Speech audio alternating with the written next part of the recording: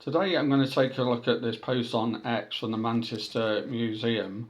It says that to celebrate Manchester Pride, we're shining a spotlight on stories in our museum that speak to today's LGBTQ plus community.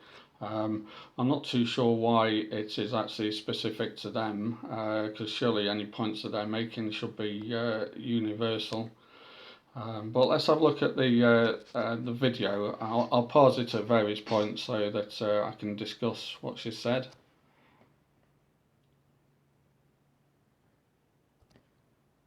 Hi, my name's Nick. I use they, them pronouns, and today we're finding pride in our collection. So as you can see behind me, we've got a lot of... So the first thing to note here is that she's wearing various badges which presumably symbolising some kind of opinions on various matters. And then this person's telling us their pronouns, which aren't particularly relevant because we're not talking back to her, we're just watching a video here. But it suggests a certain level of activism here rather than just a what you might call an objective look at their collection. birds, a lot of taxidermy birds. And so during the Victorian period was when a lot of these birds were taxidermied.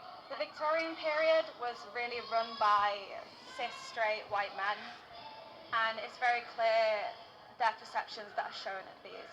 So the woman was usually seen as quite submissive, that's why she's seen as lower down. The man was seen as very dominant, so that's why he was positioned higher up. And then having the children is really solidifying that nuclear family that was a big thing back then. So an interesting thing here, she's saying that the position of the birds reflects their these Victorian men's attitudes. Now it may be the case that that's true, but she doesn't actually kind of justify it. I mean, we don't know because she doesn't tell us whether actually the position of the birds is actually representing the fact that maybe in a lot of birds the male is dominant over the female. Also, I mean, these modern people here from talking about pride, I mean, would their perceptions also influence them? It's quite possible.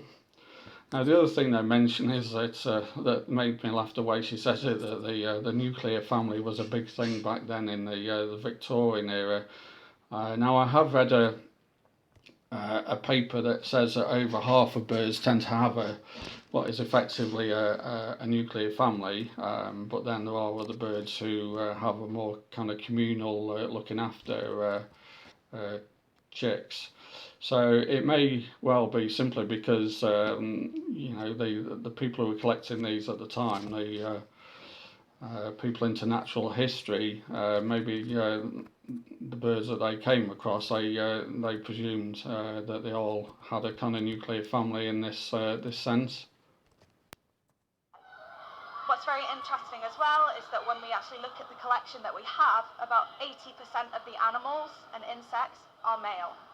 So even when we're looking around the museum, most of this isn't proportional to what we see day to day. The reason that people would collect the male species was because a lot of the time they were brighter, they were bolder. Most of the males will have to try and attract a mate, so they had very bright plumage and things like that to try and attract the female to them. But this means that we've actually lost out on a lot of history where we don't.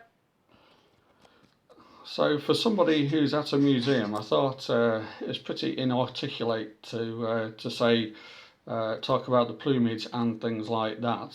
So what are those things like that?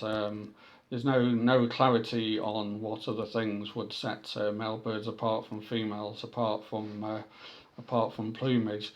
Now she does actually tell us then why there is more males than female samples because they were seen as more interesting. Now it's certainly a shame then that, like she says later, that we have less samples of female birds or other animals. But I guess one of the things that would have had to have been taken into account is that when these people were going into various parts of the world, they were probably limited on how many animal samples they could bring back, which I'm sure would have affected it, at least with something bigger like a bird than an insect. Don't have as many female representations of different species. we actually have these orange tip butterflies. So these butterflies, we have the intersex variants of them as well. So it shows both male and female attributes of them, which I think is really interesting, and it kind of comes to question why we don't have all of these things on show.